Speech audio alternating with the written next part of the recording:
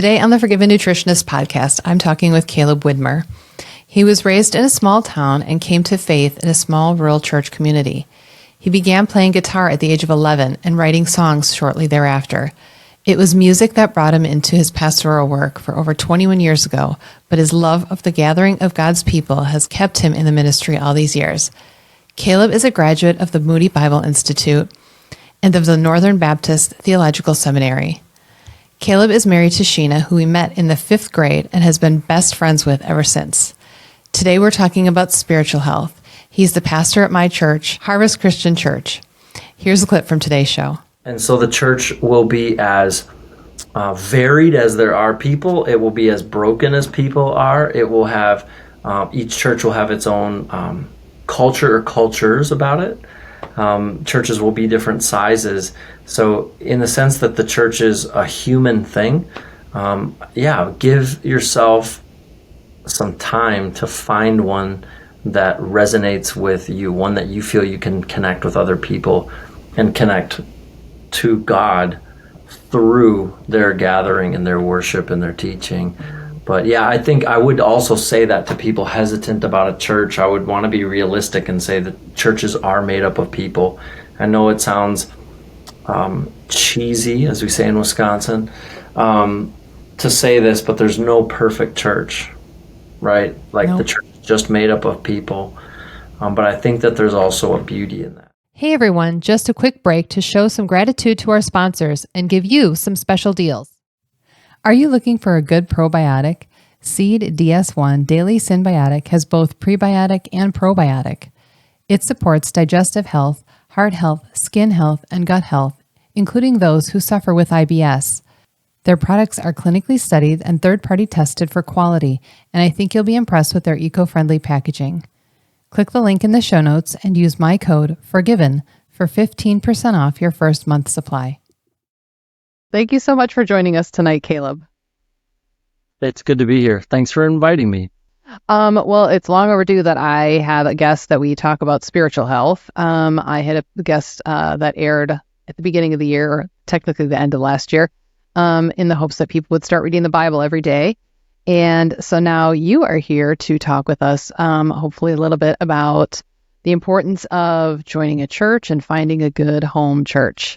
And maybe that'll be good for people that are familiar with church or new to church in general. But before we get into that topic of conversation, why don't you tell my listeners a little bit about yourself and who you are? All right. Well, I'm glad to be here and talk about this subject. It's something close to my heart. I grew up in the church. I grew up in a really small town in northeast Wisconsin, a town of 800 people. And my dad had moved there to work, moved our family there to work at a Christian school that was attached to 3 different local churches who all rallied around one little school in this area. And so I grew up in that school, that Christian school, and the church. And I met my wife there in 5th grade. We were best friends all the way through school, and we got married in that church when I was 20 years old. I've been a musician writing songs since I was 11 or 12. And so I had no thoughts of working in a church ever. I never thought I would do that. I knew the church had made an impact on my life as a child, but I honestly kind of took that for granted. I was writing songs and playing in bands through my teen years, put out an album with a band when I was 18. And when I went to college, I went to a Christian college because I'm like, if my songs are going to be songs of faith and spirituality, maybe I should understand the Bible better to write better songs. And it was during my second year of college that I took a pause, got married in the summer, and one of my professors became a pastor of a local church in southeast Wisconsin. And he invited me to come down and do the music there, and I had no clue what was in store for me. That was 21 years ago. And my love of music really brought me into the church world, but really it was the people of the local church that kept me there. And it was that pastor that mentored me that really allowed me to grow a love for people. And so not just leading them in music, but visiting them in the hospital and meeting their babies after they're born and being a part of like high and low moments in their life. And so I grew a love for being a pastor and grew a deep love for the local church. So I've been married for 21 years. I've been working in a church for 21 years. We have 4 sons at home, 17 on down to 11. So that's us. Well, and not many people know this today, know this about you, but I was just thinking about this today, how you were one of a total of 5 people that married Dave and I. Dave and I got married first, and then I believe it was 2 years later, on our anniversary, you and 2 other so there were 4 people that married us. You and 2 other people married us, helped us renew our vows, and in the church. So that's so cool. I'll never forget it. That was a special moment. Yeah. Well, and you were definitely part of the whole him asking and popping the question. So that was a big moment where you definitely played a role as well, playing some of my favorite songs. So that was nice.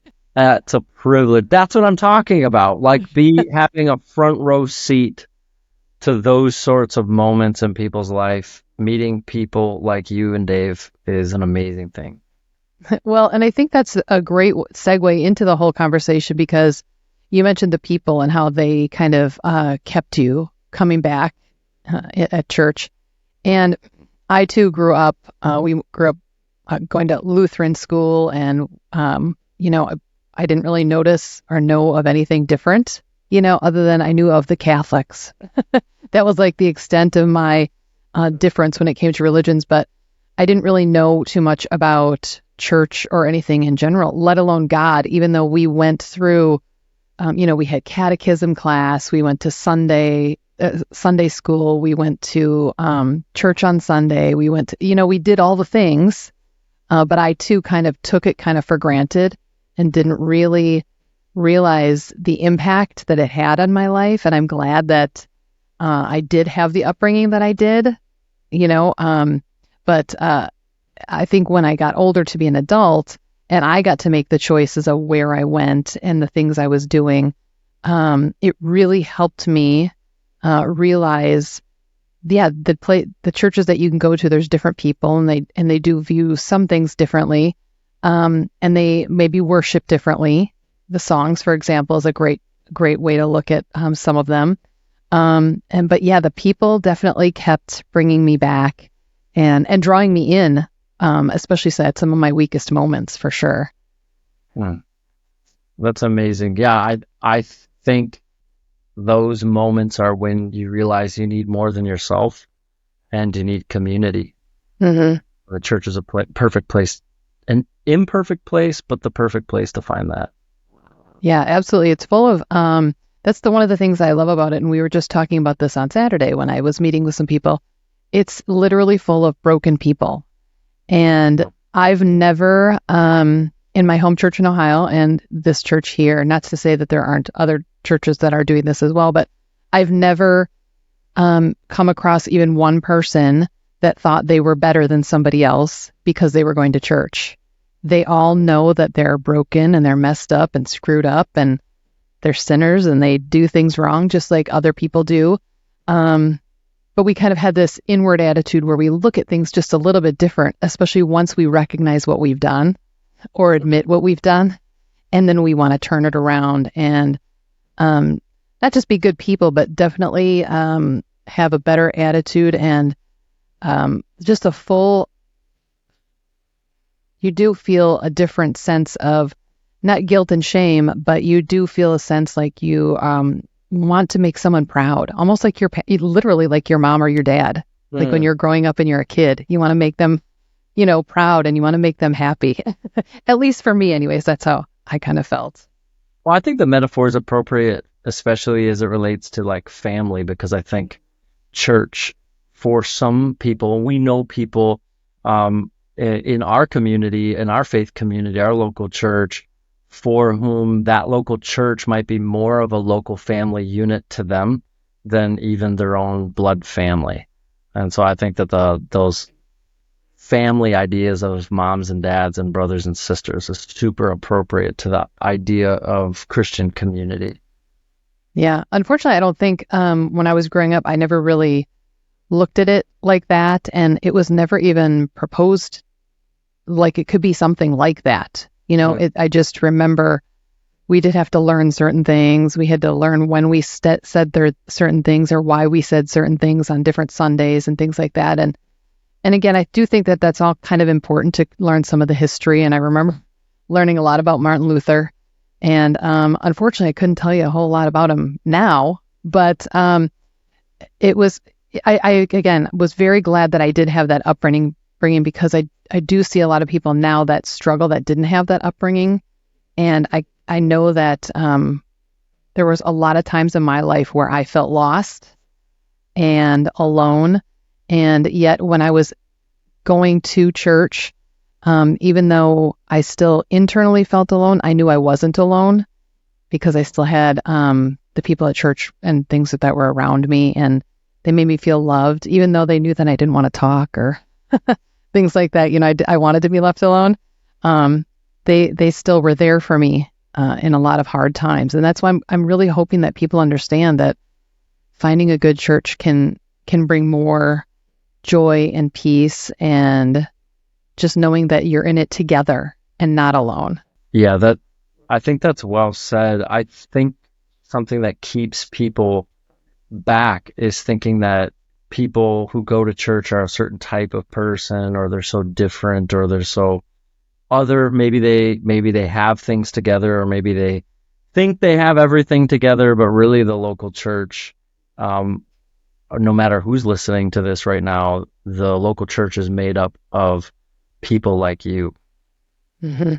And we don't have the exact same experiences, but we do understand one another, and we understand that we need more than ourselves. We need each other, and we need power that's beyond us. And so we kind of pursue that together. Yeah. Well, and recently, we're still in Hebrews, but we've been doing a lot of Bible and work in Hebrews, and we're going through the whole book of Hebrews. And there was a sermon where I missed that Sunday, but I was definitely glad that I watched it, because it was a lot about joining a church and finding a good home church and getting connected with the people at a church. And you touched on a lot of fantastic information during that. And I think a lot of people can kind of resonate too with some of the things that you said. And one of the things you mentioned, which I know a lot of people can identify with this, is you were talking about how the physical church itself is, people get so wrapped up on, well, I don't have to go to church to talk to God.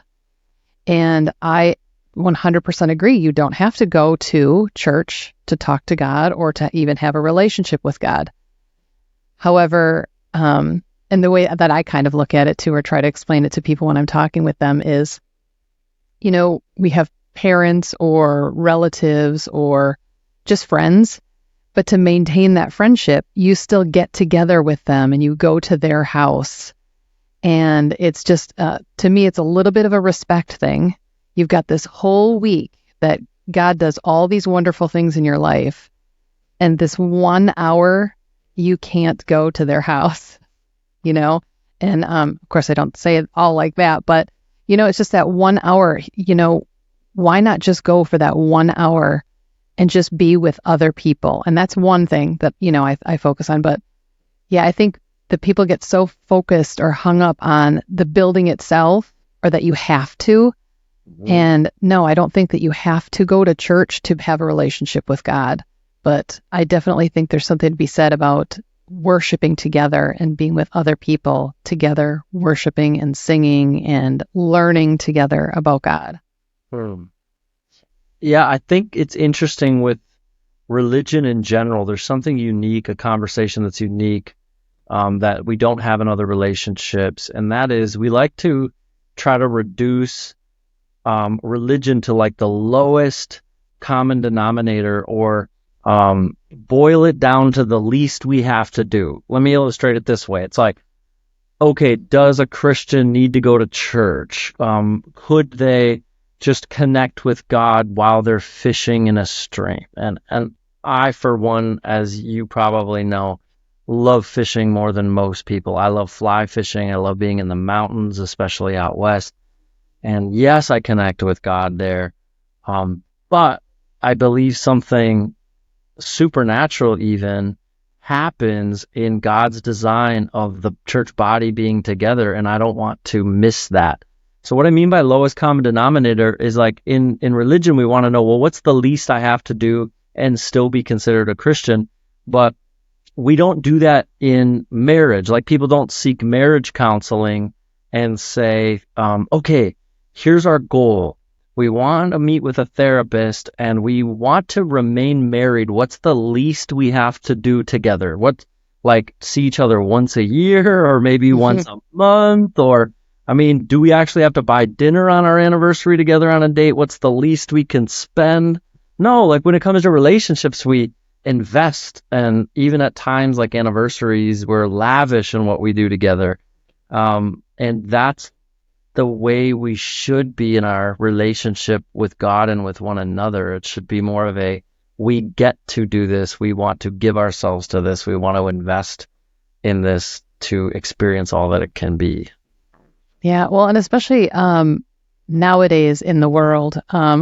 And I feel so old when I say this because, when you're 20, you hear grandparents or, your parents talking about how, oh, the world's going so terrible nowadays, or the election's coming and can you believe what's up? And I do hear things now, even though I don't watch the news, but I can't hear or help but feel sad for the way the world has changed, in my life. And I do think that partially because when you're young, you're so ignorant to the world and you don't really know what's going on, even though they have probably had a lot of the same problems and issues that we have now. Just now we have social media versus then they didn't have social media. So not everybody knew about it literally 10 seconds later. But so, yeah, I think definitely nowadays, especially, it's much more prevalent and important, I think, to connect with people. And I know that when I was going through depression and anxiety very badly, a lot of times I literally forced myself to get out and go, not just to church, because I knew that if I sat in my apartment, things were only going to get worse, but to go hang out with people just in general, because that's where everyone was. And I knew that I had to actually just do something with other people. And they were Christians. So I thought, I'm good as long as I'm with Christians. You have that impulse when you're going through a difficult time alone to be with other people, because you obviously come to that end of yourself, like you can't fix this on your own, and you know that there's hope not only with God but with God's people and the way He works with them. I can resonate with that completely. I've had my own struggles with anxiety and depression. It's a very it's a very isolating thing. There's things in our minds that convince us to be alone and maybe stay alone. And the opposite is true of what we need. And I believe, you mentioned things getting worse. I really do believe that there is loneliness just on the rise in an amazing way.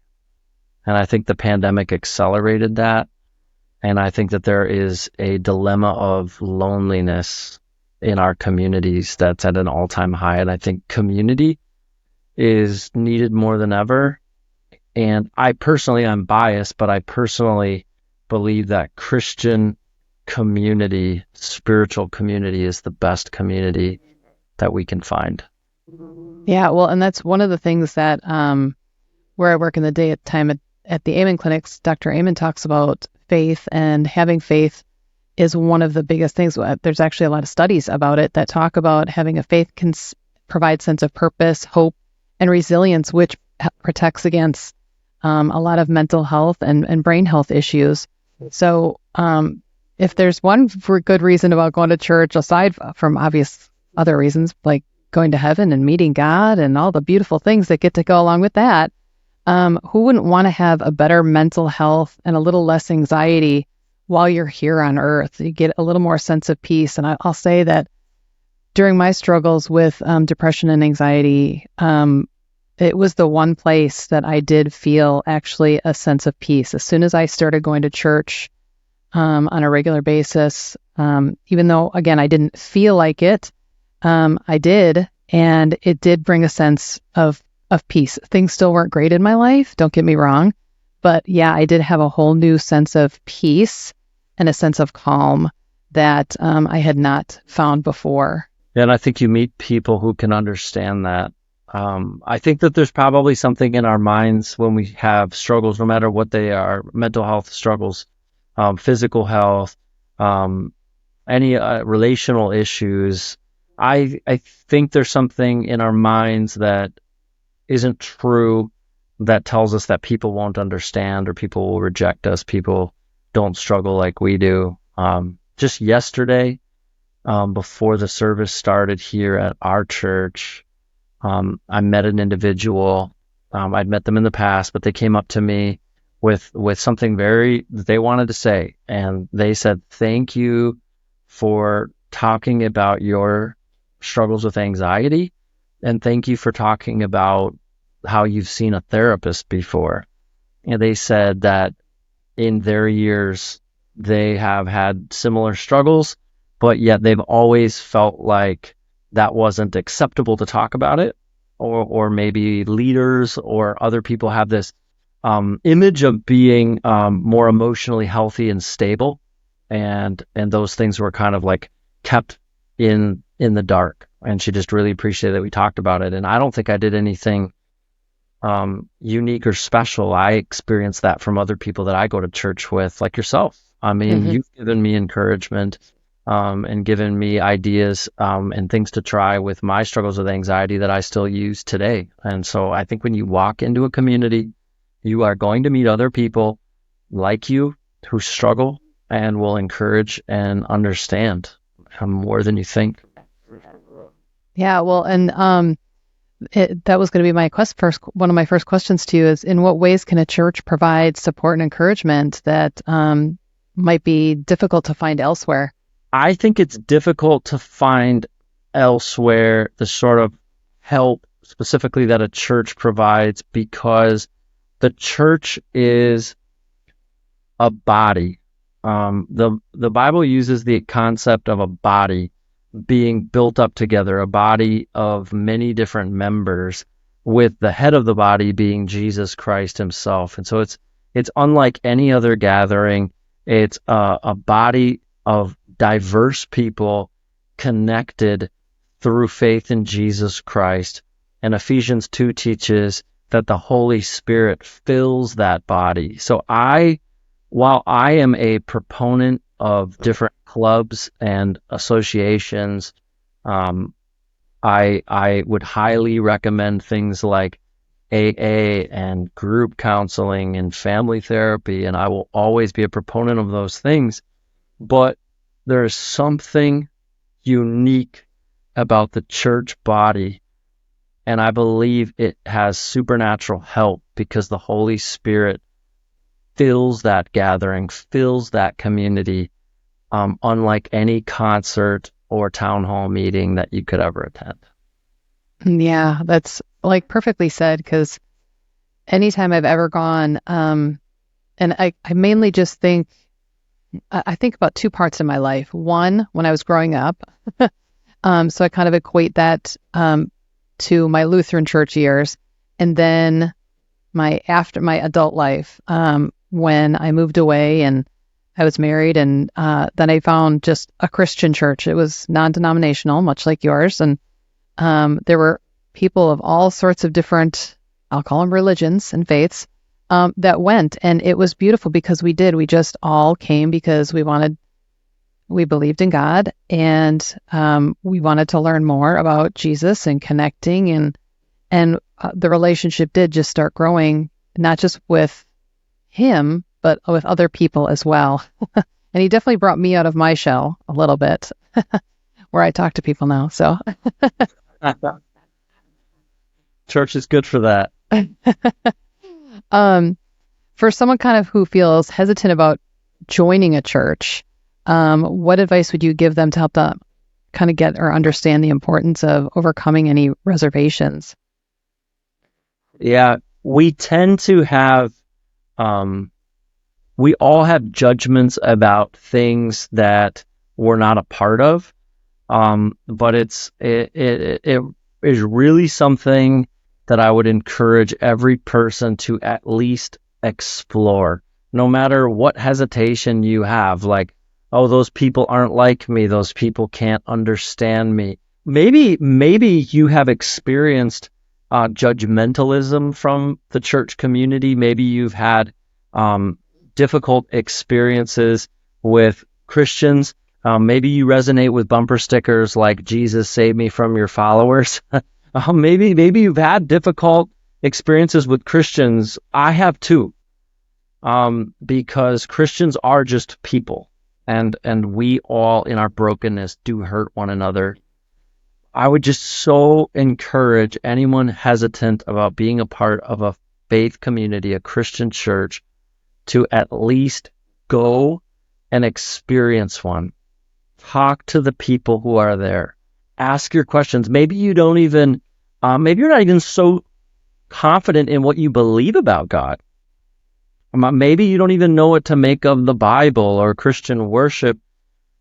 I would encourage you to go here, ask your hardest questions. Nothing is out of bounds. And I believe, I can't speak for every church you would attend, every individual you'd interact with, but I believe you will be absolutely blown away by people who have similar doubts, struggles, weaknesses, that you'll find people who feel broken in the same places you feel broken, but you might find people who share with you life-changing hope. So even if you're hesitant, I would encourage you to just go experience it, listen, ask, and ask God, what does he want you to do? And I believe something will happen to you. I can't speak for every church, but I would encourage you to find one that you think has Christian community and would point you to hope, and go hear and experience for yourself.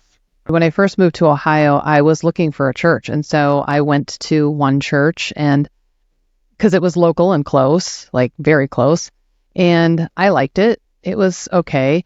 It was too big for me and too production-y for me, but I liked that they did talk from the Bible and things like that. And that was kind of my first real experience outside of the Lutheran church. So I was like, ooh, this is kind of interesting. I want to find another church like this, but not as big. And so I did. The next church I happened to go to was another one very similar. And I went to that one for a while, and I started going to a Bible study. And I really liked that church. So I just happened to meet a girl who was going to that Bible study with me, but she actually attended a different church.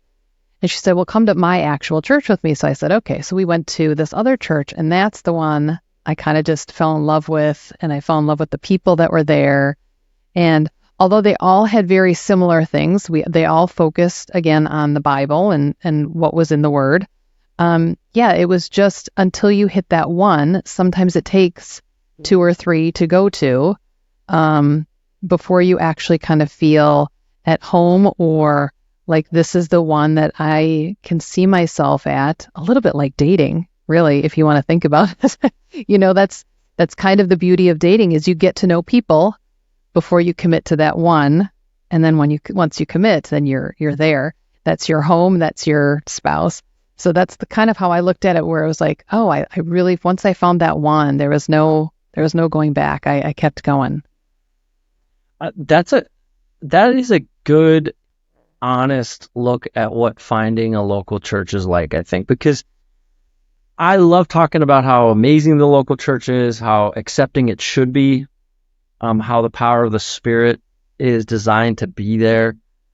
But the church is just made up of people. And so the church will be as varied as there are people. It will be as broken as people are. It will have, each church will have its own culture or cultures about it. Churches will be different sizes.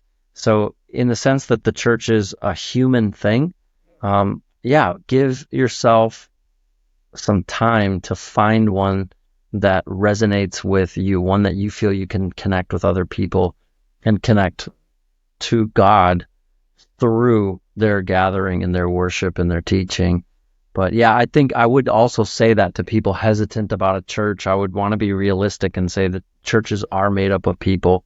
I know it sounds cheesy, as we say in Wisconsin, to say this, but there's no perfect church, right? Like the Nope. church is just made up of people. But I think that there's also a beauty in that. Yeah, especially when you grow together, and you learn the nuances and just about individuals too. I mean, that's one of the things that I've kind of enjoyed both with my Ohio church, and now here. Yeah, I've grown myself, not just mentally, but I've grown spiritually as well, a lot in the last couple of years as well. And I've really become aware of how fantastic, even more fantastic, I should say, that getting to know people inside the church can be, and you realize even more so that the world is full of these beautiful broken people. And that's what I love about Christians, is that we know that we're messed up, screwed up, awesome people. Yep. And in a world that is increasingly polarized and divided, the local church brings together different types of people with a common bond, and that's exactly what we need. I would say it with that sort of urgency too. In the year of 2024, in the fall of 2024, if you're sick of turning on the news and experiencing the world, especially our nation, divided into what the media would have you believe are two distinct camps with nothing in the middle, come to a local church where different people who vote differently, who think differently, who look differently, are united by a common love for God and love for one another that's found in Christ and empowered by the Holy Spirit. That is what makes the local church not only unique always, but highly needed in 2024. Yeah, and one of the things that, again, I love about Harvest and my church when I went in Ohio is you went straight from the Bible. You didn't go, yes, you'll talk about, I read a book and this is what it said and this is, where they're applying certain things, but you'll talk about some stories about yourself, but everything is straight from the Bible, and you want us to learn from the Bible and what is God saying and what's going on here in this story and why is this important, what they're doing, even if it's just the little things about why they're breaking bread at this time, or little things like that can kind of help people understand the Bible. Because I'll be honest, when you read the Bible sometimes, especially if you're new, there's going to be a whole lot you may not understand. I've been a Christian pretty much all my life, and there's a lot still in the Bible that I'm still learning, and I think that part of it has to do with God opens my eyes and my ears and my heart to certain things at certain times in my life, because I'm supposed to learn those things at that time for a certain reason. But yeah, if you just start reading randomly in the Bible, sometimes it can be very overwhelming, I think, for people. So I think that's one of the reasons why I love Harvest, is that you talk about what's going on and giving a kind of an 3,000 overview. Is that the right kind of terminology? So people can kind of understand or grasp the story itself or what's going on at that time, which can be very helpful. And then again, help you connect and understand and learn with people, so you can talk about, like, did you get that? Did you know that before today? Yeah.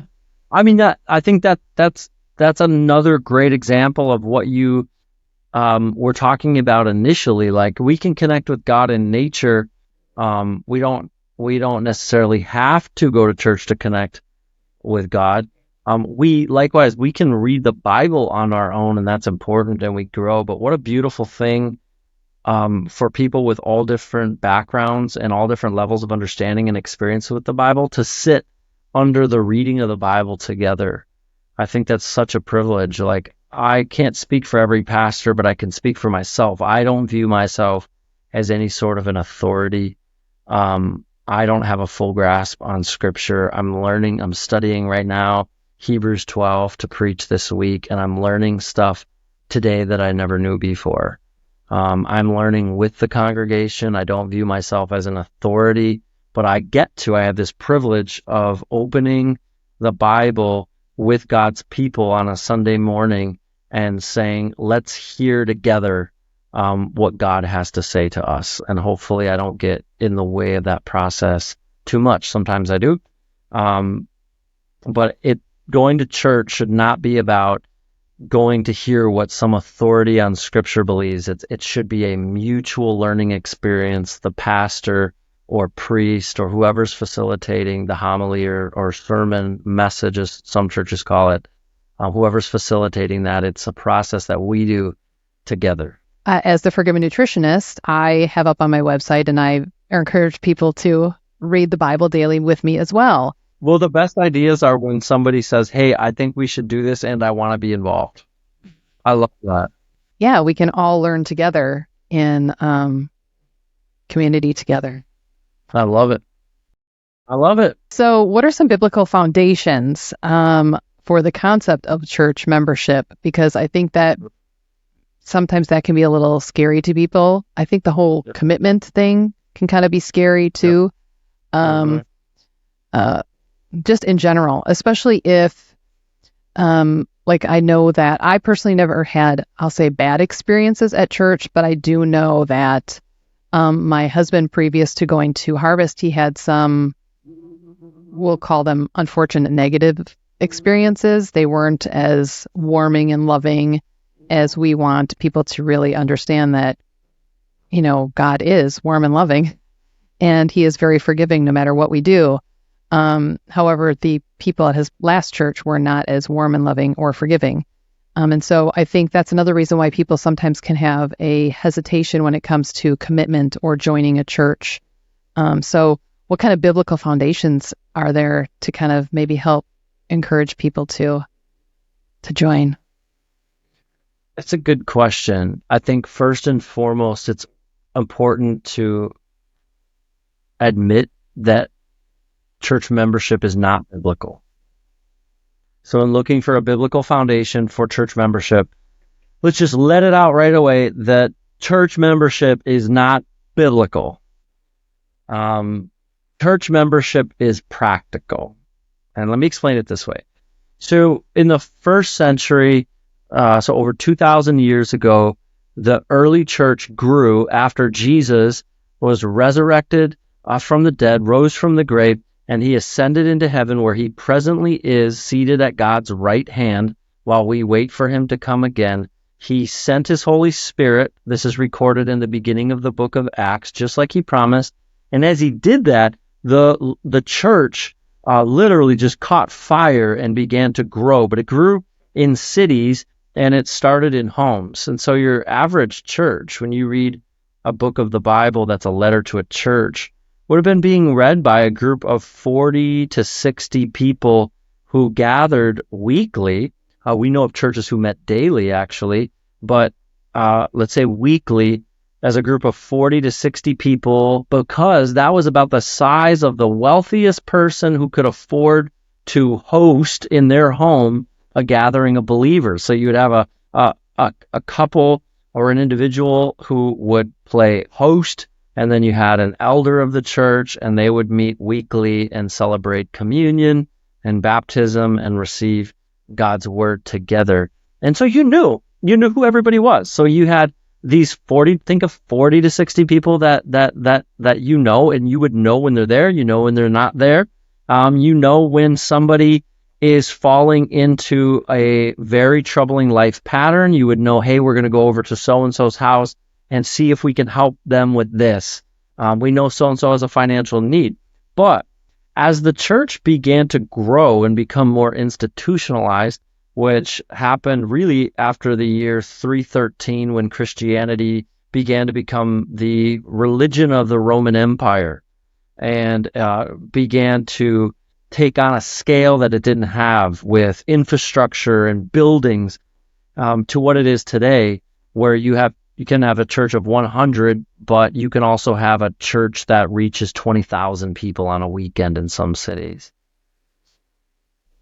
After saying all that, if you want to apply the Bible, that was written to a group of, let's say, 40 people in a living room, to a group of 1,000 people, meeting split up between 3 services. How do you do that? Mm-hmm.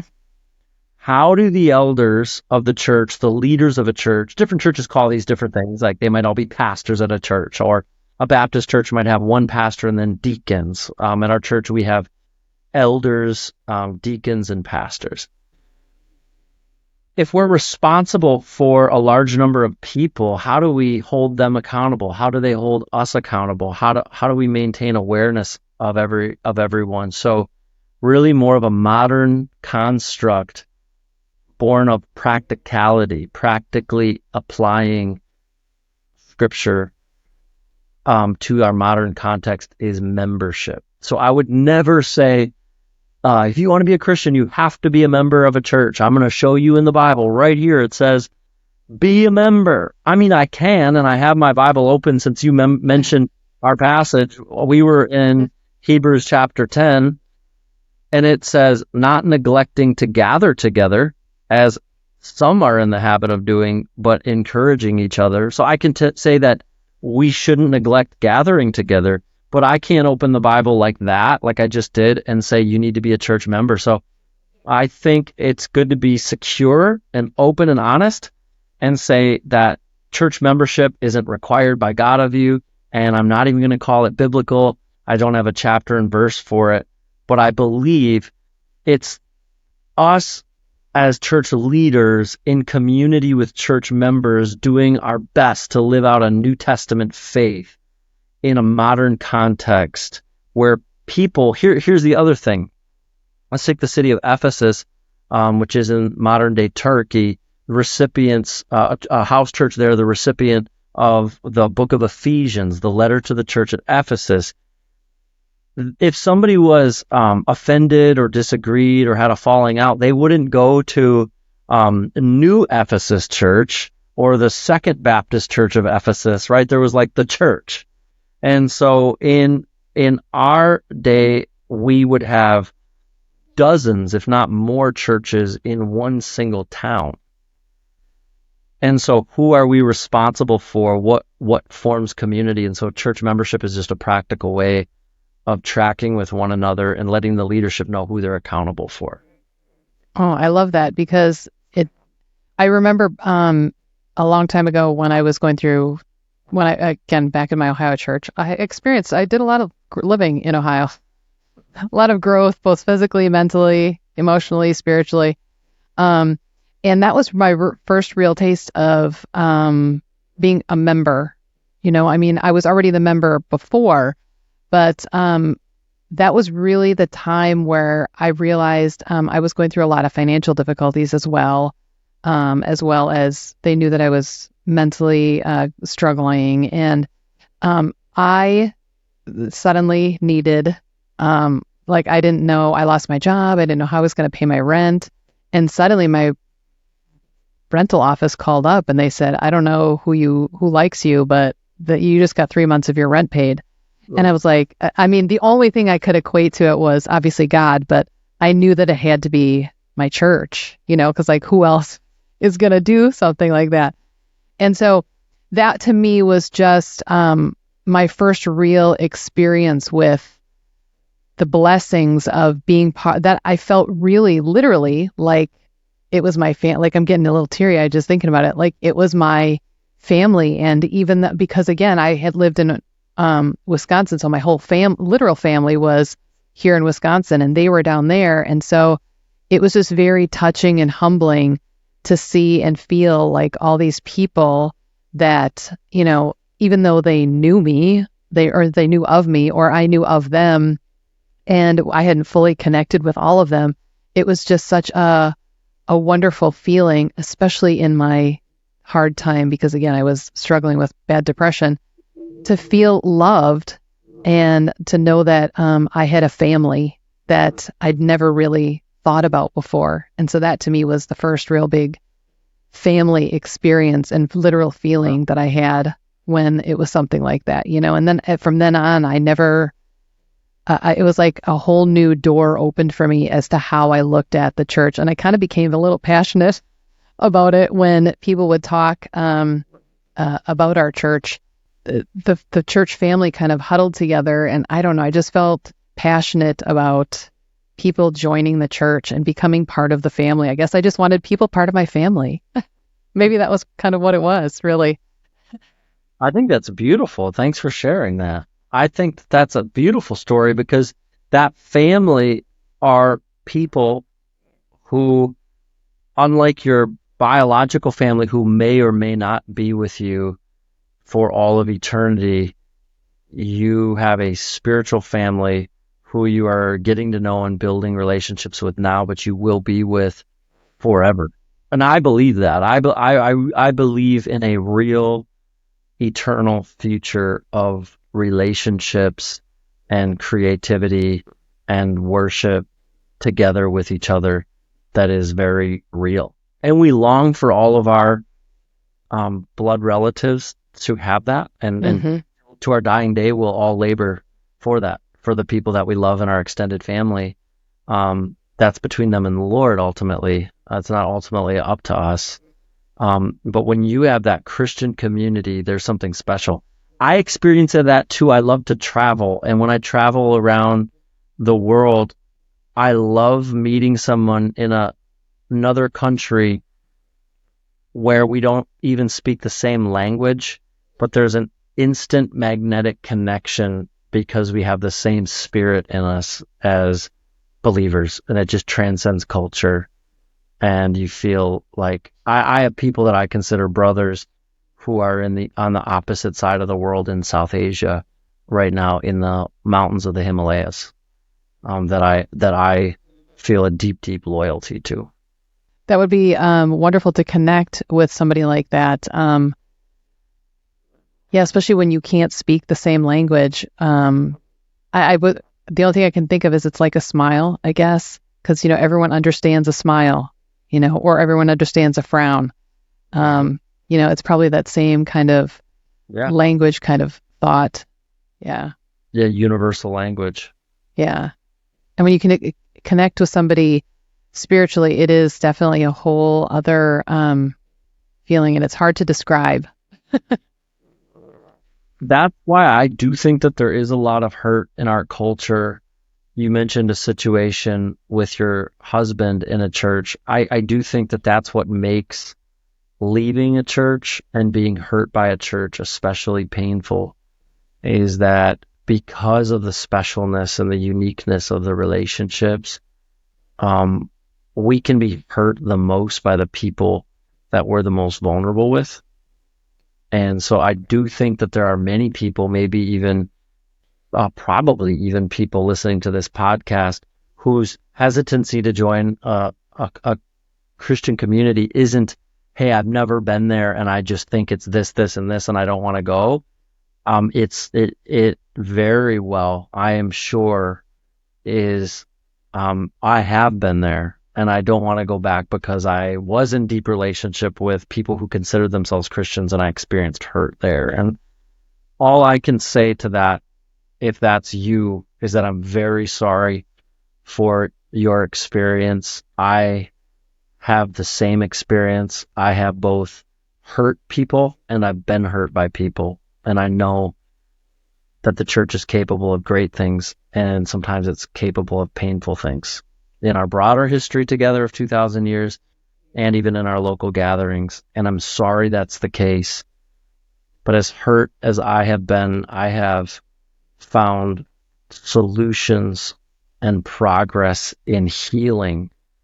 I was told that at a pivotal moment in my life from someone, I don't know where they got this from, but they said that place of your wounding will be the place of your healing.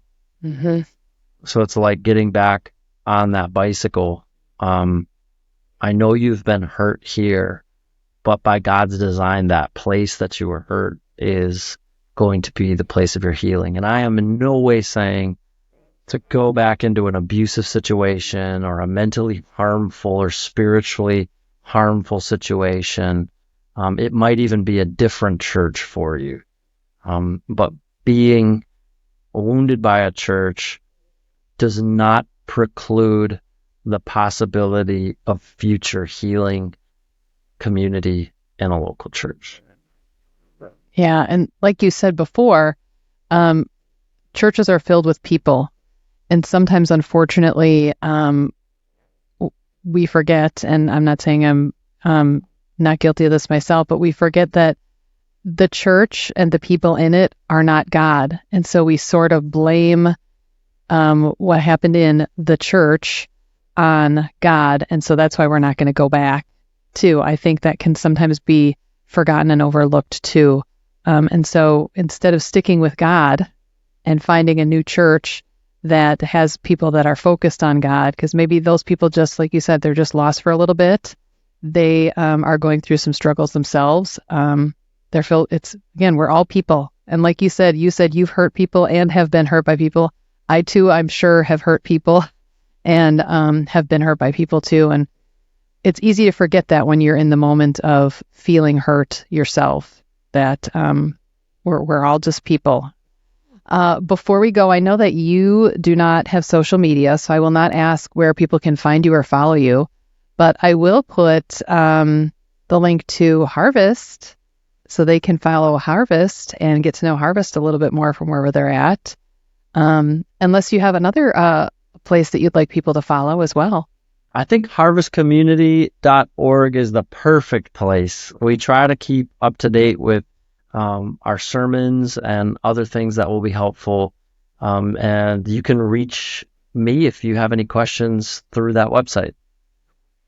Well, and before we go, I always ask my guest for their don't miss this moment. It would be kind of the one key takeaway that you would want someone to remember. If it's anything, what would be that one kind of key takeaway that you'd want them to remember from our talk today? Well, for me, it was hearing you talk about an especially pivotal moment in your life when you were in deep need and God used a believer to meet that need in your life through the local church. And that I heard in your voice and in your story grew a good, pure loyalty to that local community. And I just think that that's beautiful. And I think that it's possible still today for other people to experience that. It is possible. And that's why I'm wearing the Harvest shirt today. It says welcome home, because you're very welcoming at Harvest. I hope so. My family has experienced that. Yes. Thank you so much for joining us today. It's been a pleasure. I love what you're doing leading in this space. And I think you're doing a great job with the podcast. Well, thank you very much. And you have a good night. Thank you. You too, Wendy. BrainMD nutraceuticals are high-quality supplements specifically designed to support and enhance brain health. Developed by Dr. Daniel Amen and his team of experts, these supplements use carefully selected ingredients backed by scientific research to promote cognitive function, mood stability, and overall mental wellness. BrainMD's commitment to purity and efficacy assures that their supplements provide targeted nutrition for the optimal brain performance and long-term brain health. Be sure to click my link in the show notes. If you want to continue learning and hearing all things nutrition for your mind, body, and soul, click like, subscribe, or favorite me on whatever podcast platform you use, or you can find me at ForgivenNutritionist.com. This podcast was designed to educate, inspire, and empower you to achieve your health and wellness goals. It is not meant to diagnose or treat any illness or medical condition or take the place of any treatments from your current healthcare providers.